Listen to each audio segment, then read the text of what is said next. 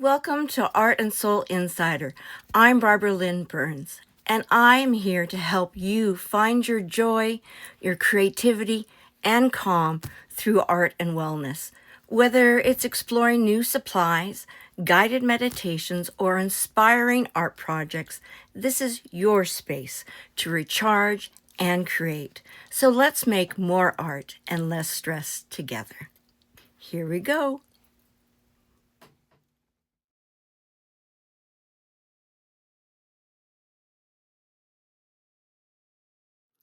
Hello, welcome for today's wonderful little creation I have. I'm going to be using something very different, and I'm kind of excited about it. I haven't tried using this material before, so this is going to be a learning process. And you're wondering, why are you using something that you haven't tried before? Well, I want you to see me going a little outside my comfort zone, because that's what you're doing all the time, aren't you? When you're trying a new suggestion that I say you try, or try this product or do this, right? So I want you to see how I deal with things I'm not unsure with. So that's what we're going to do today. And you are going to love these little things. I mean, I love these. These are little abstracts, easy to do, limited supplies. You're set to go. Okay? So if you don't have the supplies I have, don't worry. I'll share some stuff that you can use in lieu of. Okay? So with that, let's get going.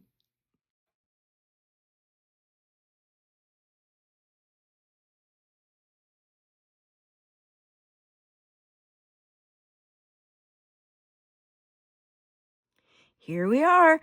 So I have bought a few of these, as you will see.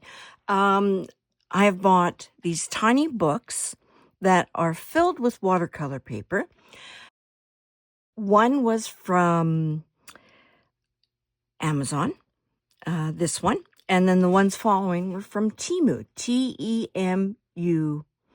It's an online store where you can get things economically priced. I find the art supplies I've gotten have been quite good, actually. So I'm impressed. So I've noticed lately they have been increasing their prices. So they might not be as of a deal as they were. But I just want you to show you that you can use things. It's not just always, a pad of watercolor, right? Or you're working in a journal, right? Okay. It can be something else. So this something else are these little booklets. So this first one, as I mentioned, was from Amazon. I love this. Your Happy Time Companion. Ah, awesome. This is, I don't know how to pronounce that because there is no vowel in there. I'd go Vanrito. So that's how I pronounce it. Love this because look at each page. I'm going to show you actually the second page here is perforated. You see that? So you can actually take this if you're finished it and you can rip it out and give it to someone or whatever. So I love that. One thing though with this one, I notice it doesn't really lay flat. Might have to work it a bit. It's not bad. Okay. It's got a little pocket, which is kind of cool. Okay. There you go. It's right in here. So, and then also what's interesting is you've got a little ribbon to say, this is the page I'm at right here. Okay. So there's that. These ones I've mentioned are from Temu. So Temu has created a variety with fabric covers. So these are all the ones I have. I love them for the idea that I could put them in a purse, or even not even my purse, but something, say I'm traveling, and I could put it in my carry-on suitcase. Doesn't take much room. I could take this watercolor brush, right, where you fill the water in here. I could go like stick this through because each one of them has a little pencil or paintbrush thing. I would use this instead of a paintbrush that is exposed. Here you go. Because what's going to happen is this will be damaged, right? So I would actually take something like this. And I do like this in the fact that your water is already there. It's just great. Yeah. Whoever invented these, kudos to them. Love them. So this one is by Arteza, but you can go to any art store and they will have these. Now, the quality of the brush, not that great, but at the same time, you get to paint, outside. And I bring my usual watercolor pencil crayons if I don't want to bring a set, right? But if you have a little set of watercolors with your basic colors in there, you're good to go. So it's got a kind of a ribbon tie. And when you open it, you immediately get watercolor paper. So here's the watercolor paper. It's a good weight. Just as I forgot to mention, the other one was a good weight as well. Don't know. I forget what the weight of this is, actually. But I knew I liked it enough that I bought them, right? So it's a good weight.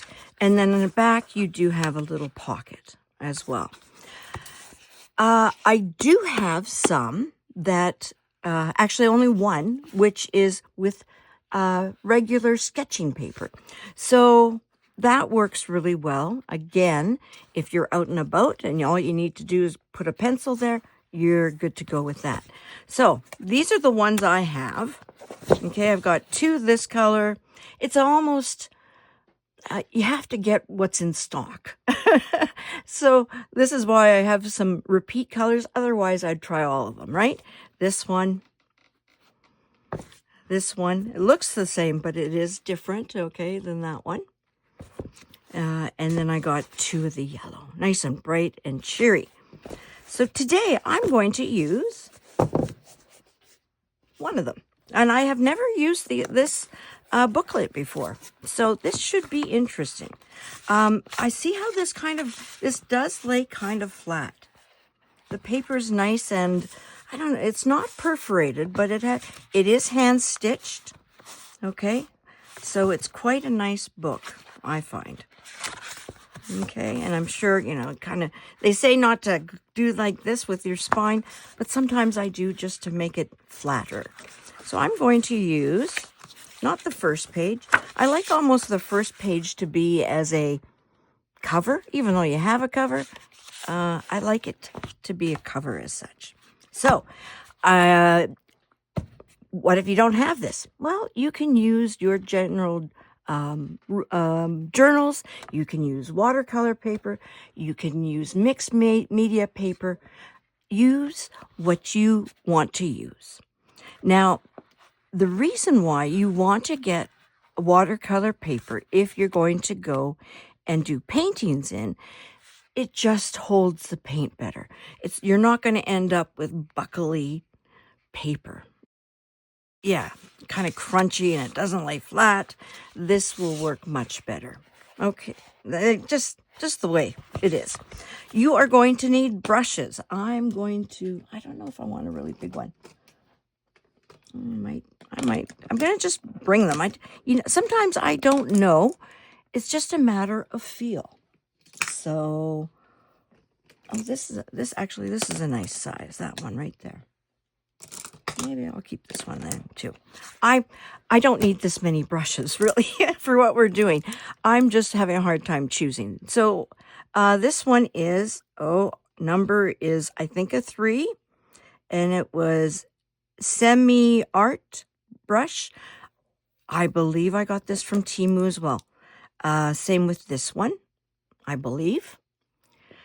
This one I got from Amazon, Gumbracker. This is a multimedia, so you could use gouache, you could use acrylic, you can use watercolor. This one is specifically watercolor. This brush is over 40 years old. Oh my gosh. It was my years in university, and I just specifically use this one for watercolor. Might use it today, might not. So you need a brush. Then you're also going to need some ink pens. Now, if you do not have a selection of different nib sizes like I have here, okay, you can just use a good old ballpoint pen. But I would use black. But if you have blue, use blue. You know, I want you to use what you have. And I don't want a sense of lack of not having the right supply to stop you. I believe art heals. And so I want you to come spend some time with me, to play, to put the world aside and just be here. So that is my purpose. So if you have just a blue pen, that's good. Also, I am going to be using a white gel pen. This I got from Amazon. It's called a Uniball. A Uniball has been good for me with my gold and my silver, but the white has been funny. I don't know what it is about the white. Two other ones before this, they worked for a bit and then they just stopped. And yeah, ink would not flow anymore. So giving this a try. This one's still working, so I'm holding on to that. Now, if you do not have a white gel pen, you could use white acrylic paint, okay? And use a we're going to be putting it on, making small marks with it. Oops, wrong one. You could use a small brush to apply it, and just as a dip. Now, also that, you could use a stylus balls, okay, stylus tool, mark making tools, okay, they're balls, you just put your paint in there and then you dip it down, onto your page. So you can use that. I've got some watercolor paints. I'm only using 3 colors, okay, and I'll explain my colors and why I did it. These colors are from my Kurtaki set. These are from Japan. I know you go, oh, Japan, but you can buy these on Amazon. I really like them. Are they the best quality? No, but they're good to play around with, and that's what we're doing. So I'll put those aside because I only need these 3, and I've got my water. I've been kind of playing with my water already. It's a little purple there, so there we go. So let us begin. Reason why I'm using this set is I want to make thinner lines that I'm going to start with, and then I'm going to use thicker lines later. If you just have one pen, use that pen. It's okay. It'll still look fine. So what I've done in the past, I have actually done these creations that I'm about to show you on a big page, and I've divided the page up, right, into 6 sections or 8 sections, or I'm wanting them to be more square-like. So that's why this is so perfect. So I'm going to take a I'm going to take a 0.03. I'm looking for my little book. There we are. That, oopsie. I test things out on. So, yeah, that will be good. Okay. So that's a nice line. So what I'm going to do is I'm going to make a frame. So I'm going to take my pen, and it does not need to be straight. I'm going to go quite close to each other, not really going out that much, okay? And I'm going to do about 3 times going over. There we go. And join. Isn't that pretty? Okay, so I'm going to do, I'm going to do 3 more. We can do more later, right? But I'm just saying, let's start with 3. This is a really nice work that we're going to do. It's abstract, and it looks really nice as a series. So what you can do is with a series, you can do each picture when you're done as an individual picture. That's 3 around. Or you could do it, maybe if I'm doing 6, I could do 2, 2, 2 and frame them. I could do 3 and 3 and frame them, or I could frame them all 6 together. Now, working like this, I could still do that because then the framer could actually do them, make little frames around each one in one big picture, right? I want to make sure I'm at the next page. It's nothing worse than going 1, 2. Oh, it's on the following page rather than the next page. I've done that a couple times. So I always check. It's always good to check, right? Yeah. So again, no worries about your lines being straight. If they're a little wavy, that just adds kind of a little sense of spontaneity, little sense of fun. There we go. And we're coming around the bend for one last one. And there we are. So there, we've got 3. You can do 4, you can do 5, you can do 6. Last time I did this, I actually did 6 of them. And they were all on my one journal page. So there's that. This is a good exercise to actually learn about how your acrylics are working and how they're playing together. So I'm going to put this aside just for a bit. The color theory I've got is analogous. Analogous colors. Let's see if I can get my, oh, no, this fits the whole screen. Good. Okay. I thought I was cropped off. So analogous colors are on the same side of the color wheel. So when you do a painting, they are all very similar colors. Before I did this as the picture I'm kind of doing today, I did this as, what did I do? Oh, a yellow green. I got a green and a very light blue green. Yes. It was a very light blue. Gee, memory serves me well. So it was a yellow green, a green, and a light blue. So it was, see that similar side on the color wheel. Today, I'm taking the color wheel and I'm playing around with some other colors. Colors I've never used together before. So not only am I using this book and trying it out for the first time in the paper, I'm going to be trying out these colors. I'm not sure really how they're going to work. We're going to find out. So again, I'm trying to show to you, I try things out too. I've had some really bad fails, but I don't view them as fails. I view them as, okay, I'm not going to use those 2 colors again. Or, gee, we're going to do that differently next time. So if we can see our failures, things that we don't like, things that we're kind of ashamed of showing, if we could view them like Thomas Edison viewed all of his failures, it would be wonderful.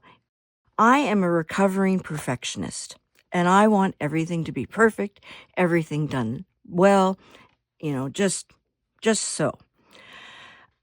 So I'm being very vulnerable with you today in the fact that I'm going to show things that I'm not too sure about. But at the same time, I have come to accept that not everything's going to be perfect. Not everything's going to work well for me. So what I'm going to do is return to that Thomas Edison quote, which is a reporter or someone asked, you have all these failures of how not to create the light bulb. And he says, that is because those are 99 ways that I know not how to make a... Oh, I am brutalizing this. Vulnerability here. Here we are. Basically, he was saying, and I'm going to put the quote right here, that he was saying, yes, these were things that didn't work out, but he says, now I know 99 ways not to make a light bulb. And so with each little learning, he stepped up and stepped up and stepped up, and then finally he invented the light bulb. So really, it took way too long for me to tell you that. But I'm sorry for brutalizing, but hey, we're laying it all out on the line today, aren't we? Or I am. Okay, so here we are. So I'm going to take, this is a purple, okay, but it's a light purple. And this is a red, technically, but it's a light red. So what a light red is a pink. You add white to red, it's pink. You add white to violet, you get this. And then this one looks like black, doesn't it? It's not. So there's your purple. It's kind of a purpley red, kind of. Has a little red in it. But these work really, really well together. Now, these ones are not a traditional watercolorist, because if I was working as a traditional watercolor, I would not have a pink. I would have a red that I would make pink by adding more water to. Here, I have a red that white has been added to.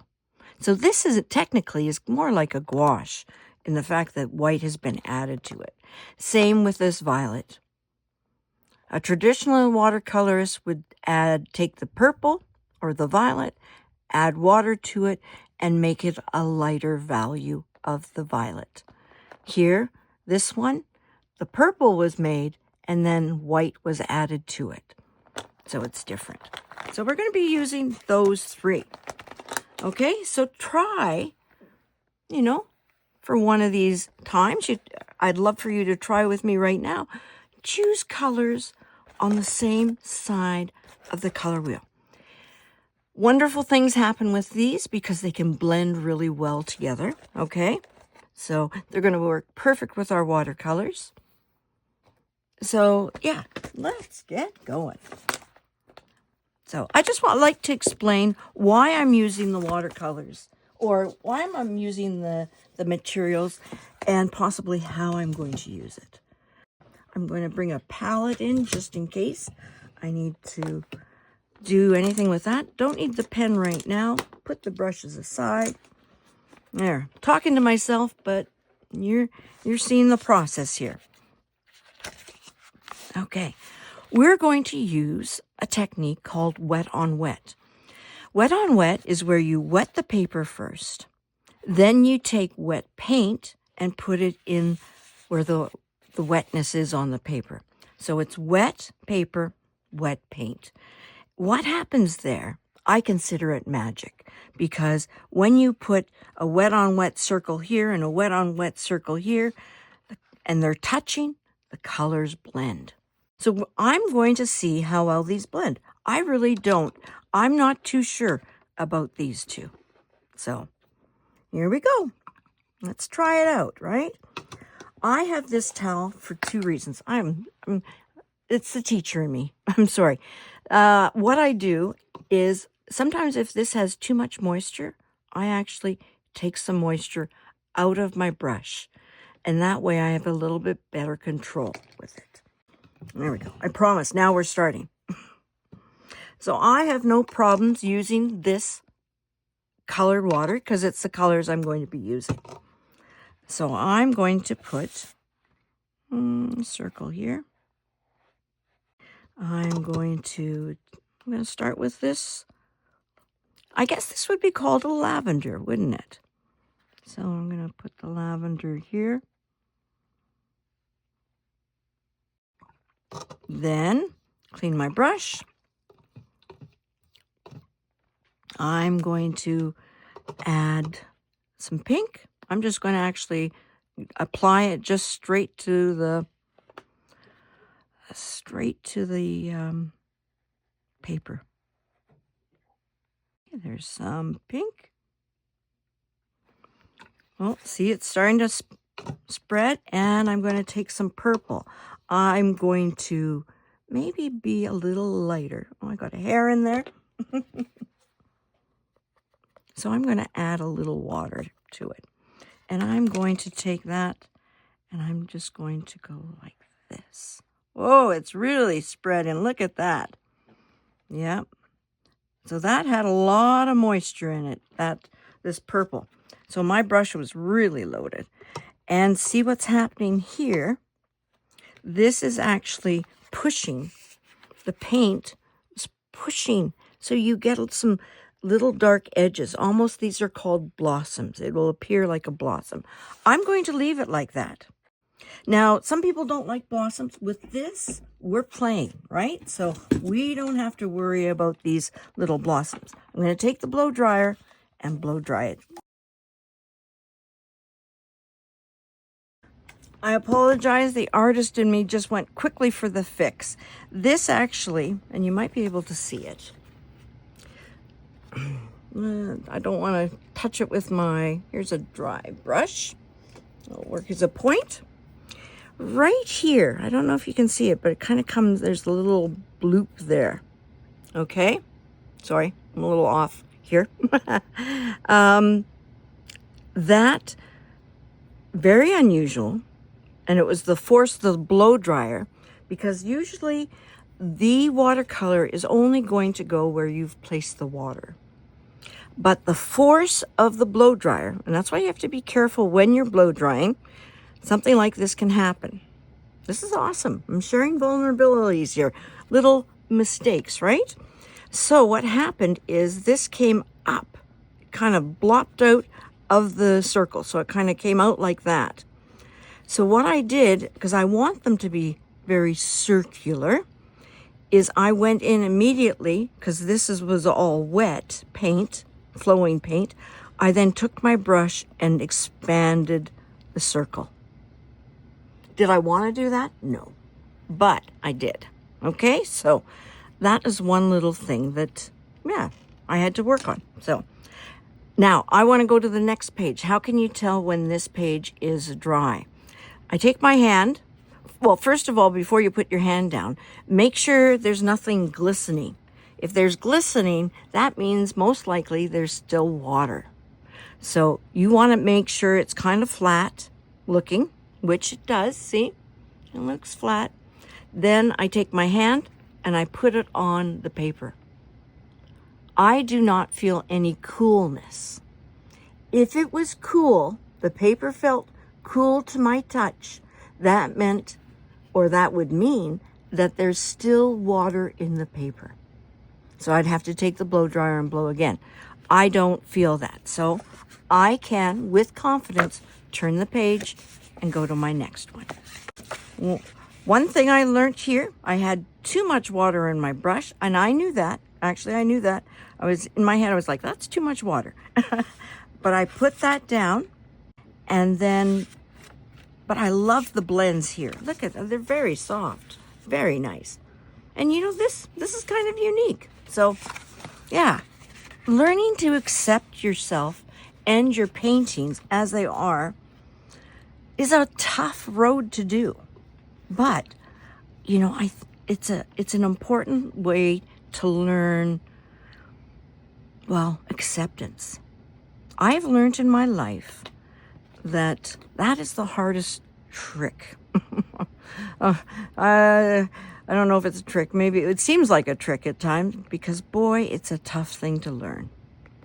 But if you can accept yourself, if you can accept your artwork, you know, as not perfect, that there are going to be mistakes, then that's okay. That's good. There you go. So I've got that circle. And I'm just kind of adding little extra purples here and there to you know, let it be a little bit, well, have some more pigment there. So now I'm going to take this purple, this my lavender, and I'm going to make a smaller one here.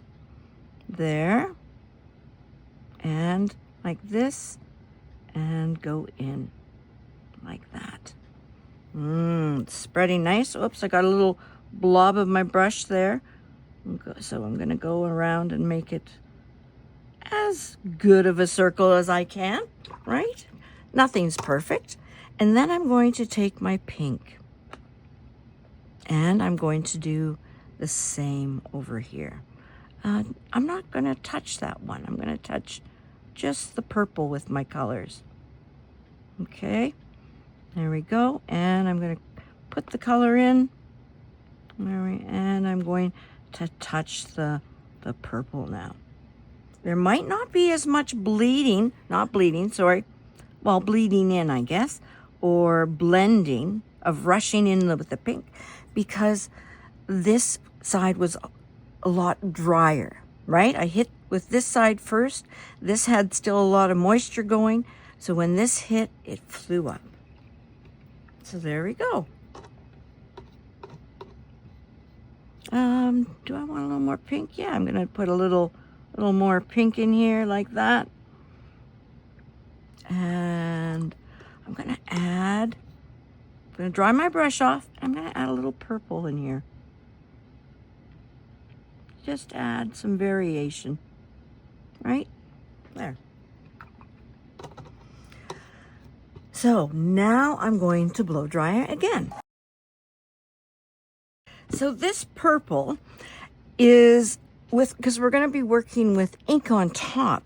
It's really dark, so our lines might not show, because black is a very dark value. It's the darkest value there is. And purple is a dark value. Purple is the darkest value, like compared to any other color, you know, on the color wheel, right? Oh, things falling off my art table here. But purple is, you know, and then what you kind of get is an indigo blue too. That's really dark. So those are the darkest colors out of the color wheel. Yellow is the lightest. So, doing my test. Oh, there's a little coolness still. You have to let the heat kind of go away from the paper before you actually feel, but it is dry. Next page. Now with this one, I'm going to do the purple a little lighter, kind of like I was doing there. Because as I mentioned, using the black, right, it'll be hard to see with what I'm wanting to do with this. Next page. Just something to consider. You can still make it dark, but it's a little trickier to see. And I'm wanting things to I want the ink to kind of play not a starring role, because I think both are equal, but yeah, just a little different. So now I'm going to, again, here's the purple. I'm going to use this, right? Because then adding just a touch of water to it will make it my lighter purple that I want. So I'm going to start with a purple in this corner. That might be a little too light, but it still works. But see how that looks like more like a lavender? You see that? That's all I used was water. So I'm just going to dip my brush in, and I'm going to go over this. There we go. Put some in there as well. Let's do some little dark ones there. You want to do those little dark ones in while it's still really wet, because otherwise what's going to happen is when you put those dark ones, you're going to get those blossoms again that I was talking about. Okay, here's the purple, the lavender purple though, all right?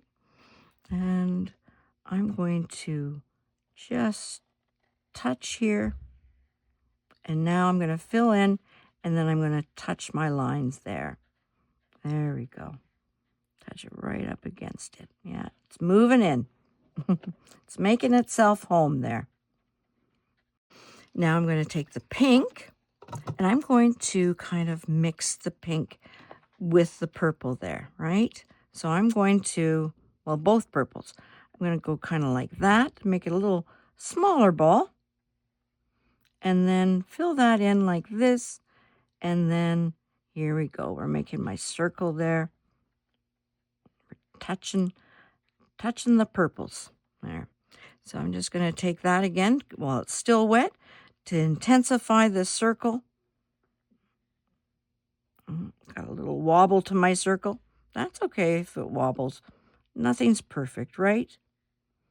Just keep reminding yourself. All you got to do is your best, right? That's all you can do. I'm going to take some of this and I'm going to put a little bit of that purple in here.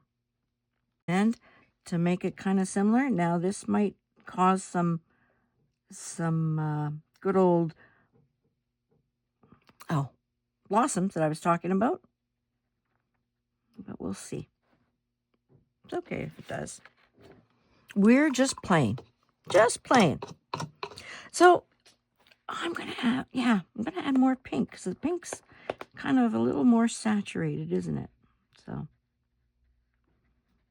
there we go. There, I love it. The intensity is just a little bit bigger. If you don't want the, little blurb that came out of this one, I'm just going to let it sit for a bit, right? And just let it, I'm going to kind of mix it like that, do some mixing of my own, kind of encourage it. There we go.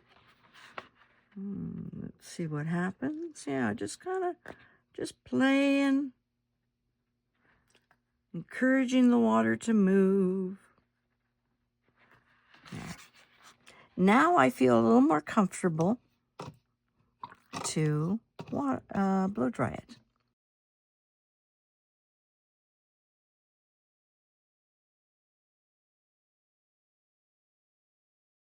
So I have some blossoms here. So this is perfect. I was talking about them, so let's show them to you. See right here. Let's get that dry brush again. Here, you have these little things that are popping up here like that. Okay? This is really dark pigmented paint kind of gathered. But right here where you see these are called blossoms. Some people call them broccolis or cauliflowers. And I kind of have it here a little bit too. See? So those are called blossoms. Same here. I've got the kind of right there. These are more faint. So I'm not concerned about these. If I was doing a painting for someone, I might be a little concerned, and probably do another one. But I kind of like them personally. So maybe I wouldn't, because they add a little extra character of the paint, which I think is kind of cool. So let's feel the paper now. It is dry. So now, actually, we're done with the watercolor paint. Okay, so I'm going to put these aside. I'm going to clean my brush. I'm going to put it in the colored water there. Now I'm going to put it in the clean water. I'm going to flip it, which means I'm going to take my hand and flick my arm, and then it gets to a nice point. And then I'm going to store it upright.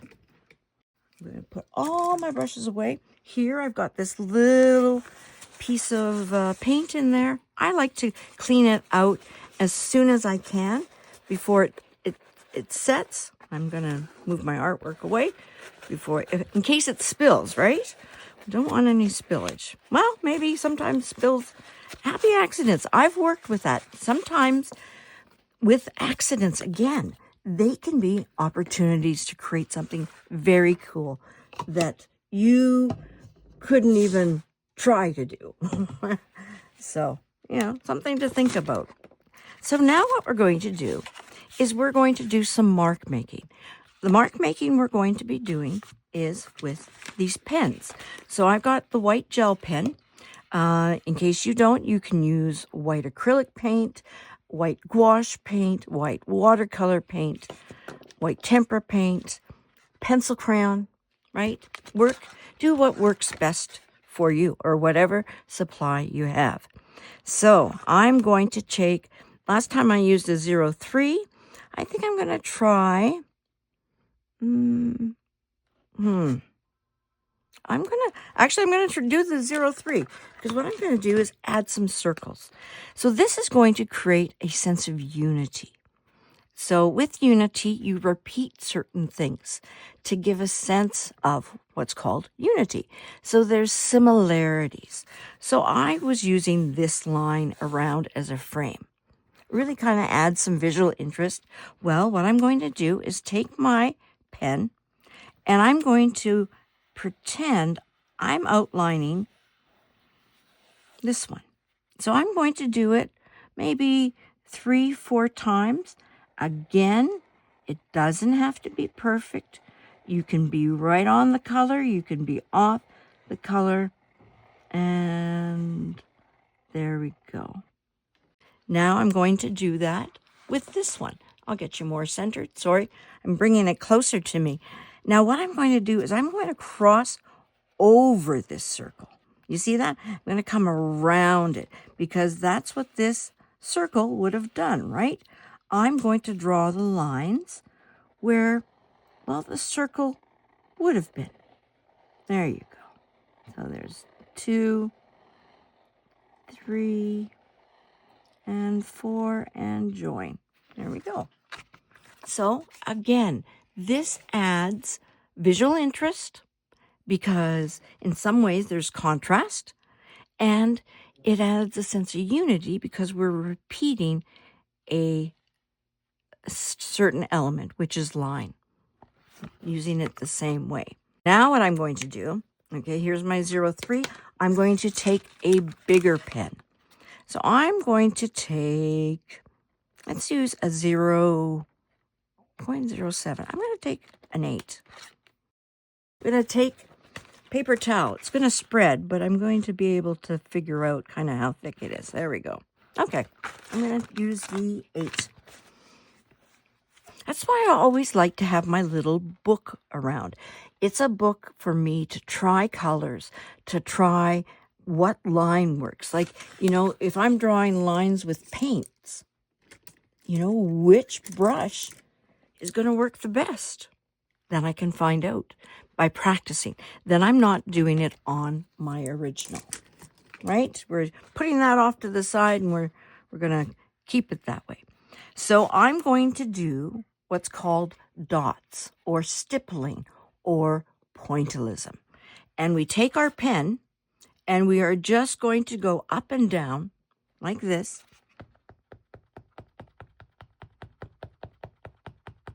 to create a mark on the paper. That's what we're going to do. It takes time. So don't be in any rush. This is very mindful, I find. So you don't want to flick your brush, okay? Don't do your brush like that. Lift it up. Make sure you're coming up and down. We don't want dashes. We just want dots. Pointillism. Stippling. This is it's not necessarily popular because it takes so long, but this is a wonderful way to create realistic drawings with pointillism. And you say, realistic, Barb? Are you joking me? There are wonderful, realistic images that are done with pointillism. Pointillism is a technique that one can use along with, you can use cross-hatching or a technique called hatching, and I'll do actually a video later explaining these. And through those use of those 3 techniques, not all in the same one.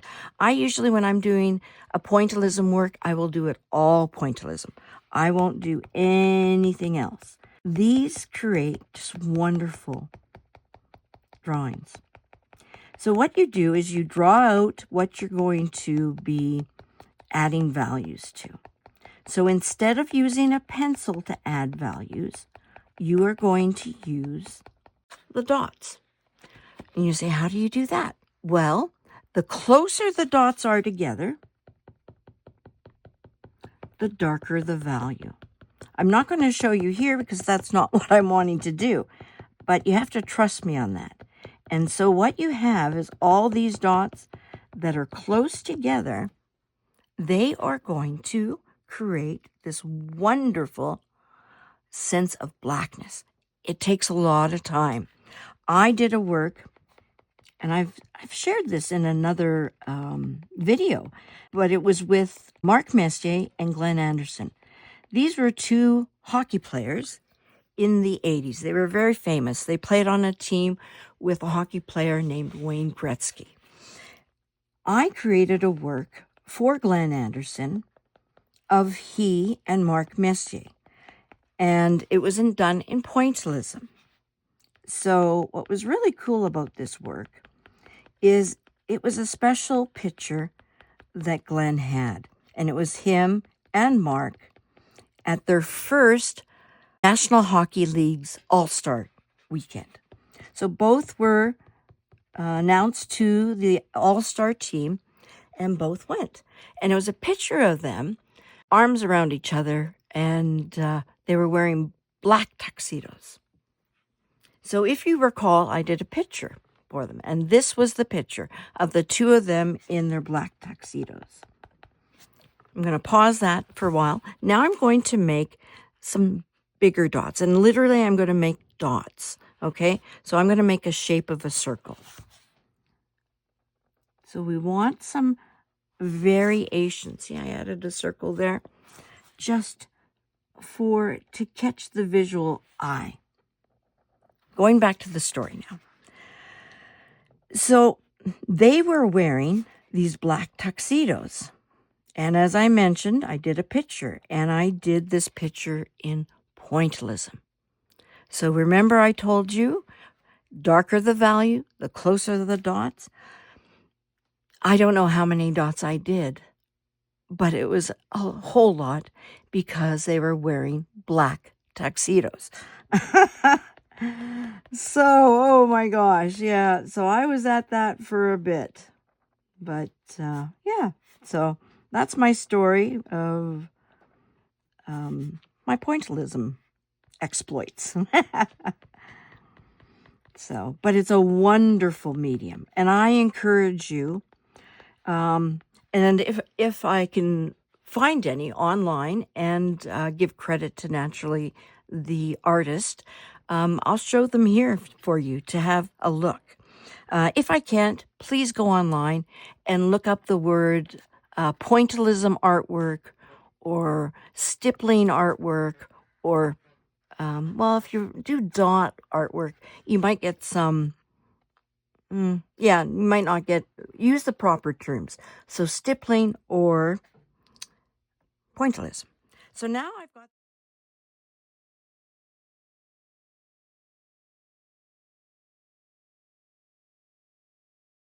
Pointillism. So now I've got that in that corner. So this is a thing called weight. Balance. That is called a principle of design. Works need to have a sense of balance in order to kind of look right. In order to balance this, I'm going to put some dots or pointillism down in this section. It's not going to be the same size, not the same shape, but it's going to then have a little bit more balance, because right now this looks off. Something literally is missing down here. And so that is what I'm going to do. I'm going to do some pointillism here. So I'm thinking maybe something like that and something like that coming out. Okay? So again, going up. And I'm not going to go on the pink. If I do, it's accidental. So, yeah, you want to do dot, dot, dot. Remember, going straight up and down. No dashes. Because literally you will be able to see the dashes, because kind of going back to that one word I used before, contrast. When something is different, our eyes immediately pick it up. It goes back to our days as wandering people, staying alive. You know, that's why camouflage is so important for animals, because it gives a sense of unity with their background. They aren't seen. Anything with contrast, our eyes pick up, and it's a warning sign. Going back to the old days, right? So, now not so much, but we still see things that are different. Our eyes look for similarities, as well as our eyes look for contrast, because it's the contrast that gives us warning that something is different. And so therefore, if we need to run, as trying to run away from the woolly mammoth, that's what we'll do. I find holding your paper flat, instead of me just doing like this, holding it flat just prevents it from bouncing up and down, and it also prevents it from actually creating dashes, right? We don't want dashes.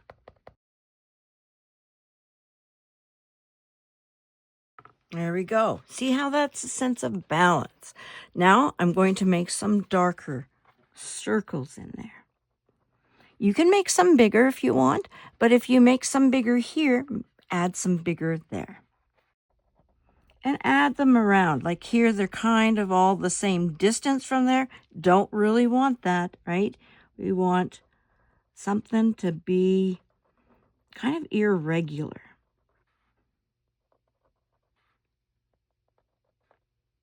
So try and fill that space in a neat way.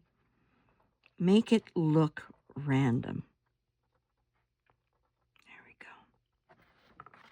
There. And I'm just going to leave it like that. So that one is done.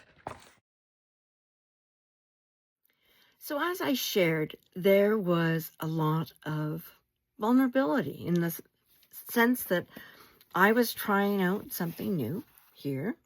I was even trying something out with these colors and working with the watercolors. So thank you so much for joining me today and in seeing various ways that I've experienced vulnerability with you today. So I wish you the best week ever. I wish you kindness. I wish you love. I wish you hope and peace for today and the rest of this week. Be well and be yourself. Love you. Bye-bye.